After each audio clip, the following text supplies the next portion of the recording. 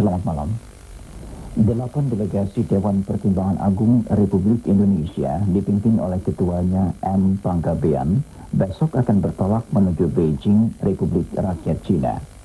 Kunjungan muhibah persahabatan DPA RI ke RRC ini memenuhi undangan Majelis Permusyawaratan Politik Rakyat Cina, suatu badan penasihat utama dari pemerintah RRC. Sehubungan dengan keberangkatan delegasi DPA RI ke RRC ini, pagi tadi di ruang kerjanya Ketua DPA M. Panggabean mengadakan pertemuan dengan Duta Besar RRC untuk Indonesia, Kian Yong Nian. Dalam pertemuan tersebut dibicarakan program perjalanan delegasi DPA RI selama 10 hari berada di RRC. Selain itu juga dalam pertemuan tersebut dibicarakan pula mengenai hubungan bilateral kedua negara.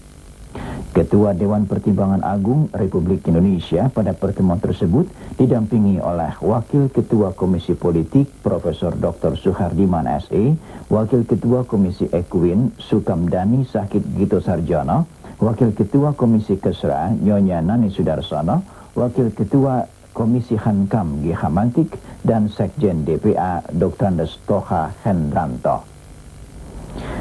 Menteri Penerangan Harmoko mengatakan bangsa Indonesia tidak pernah khawatir dan menutup diri terhadap gencarnya informasi yang dibawa oleh arus globalisasi. Tetapi justru dari keadaan itulah bangsa Indonesia mencari manfaatnya dan menerapkannya dalam kehidupan sehari-hari.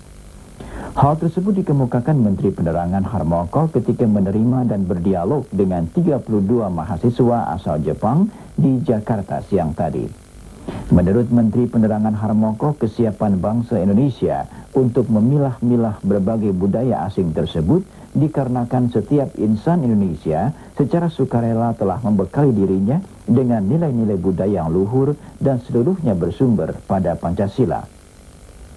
Dengan keadaan yang demikian itu, menurut Menteri Penerangan Harmoko, bangsa Indonesia semakin terbuka terhadap berbagai informasi yang datang, termasuk dalam menerima kehadiran teknologi maju sebagai sarana mengembangkan pengetahuan dalam membangun bangsanya.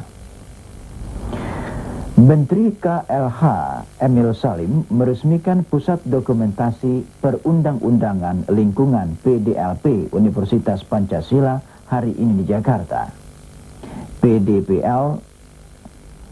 PDLP Universitas Pancasila ini merupakan salah satu program dari bidang hukum Pusat Studi Lingkungan yang berfungsi sebagai pengumpul peraturan perundang-undangan serta peraturan lainnya yang berkaitan dengan bidang lingkungan. Bidang lingkungan tersebut baik di instansi sektoral maupun instansi daerah otonom, daerah tingkat 1 dan 2. Keberadaan pusat dokumentasi ini sebagai salah satu upaya untuk memberikan pelayanan kepada kebutuhan yang sangat dirasakan dan dapat merangkum peraturan yang mutakhir. Menteri KLH Emil Salim mengatakan dengan adanya pusat informasi perundang-undangan ini terbuka kesempatan untuk menghimpun perundang-undangan, peraturan-peraturan dan berbagai informasi yang berkaitan dengan lingkungan hidup, sehingga para mahasiswa, masyarakat, dan lembaga masyarakat lainnya dapat mengetahui apa sebetulnya di balik undang-undang itu dan bagaimana lahirnya perundang-undangan tersebut. Peresmian PDPL ini ditandai dengan penandatanganan prasasti dan penyerahan secara simbolis 150 batang pohon yang disaksikan Rektor Universitas Pancasila Profesor Dr. Awaludin Jamin, Ketua Yayasan Ahmad Taher, dan Dekan Fakultas Hukum.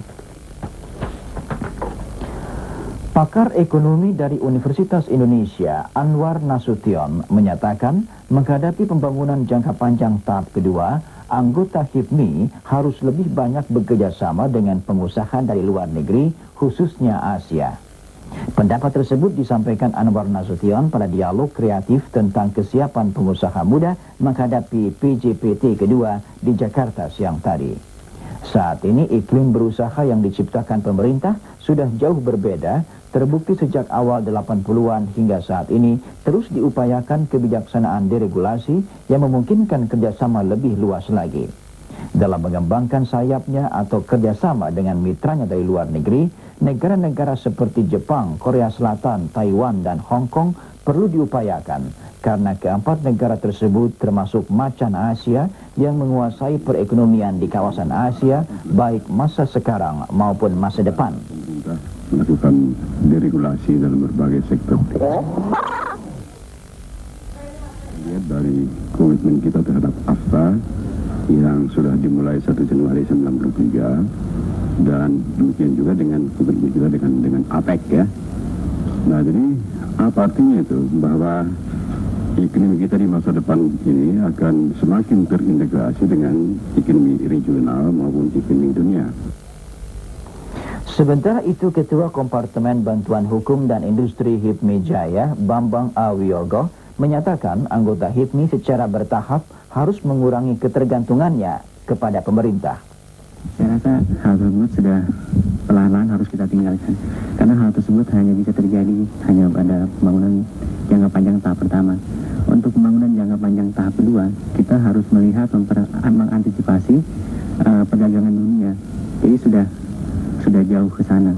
Jadi kita harus melihat negara-negara tetangga kita di mana perdagangan sudah terbuka, sudah demikian transparannya, sehingga pengusaha-pengusaha muda khususnya HIPMI harus dapat sebagai pemenang bisnis untuk jangka panjang tahap kedua ini. Sistem laporan realisasi ekspor LRE dimaksudkan menyederhanakan pertanggungjawaban pelaksana ekspor dan pemakai bahan tanpa melibatkan perusahaan membuat laporan keterkaitan atau LK serta percepatan waktu proses penyesuaian jaminan. Hal tersebut dikemukakan Direktur Operasi PT Sukovindo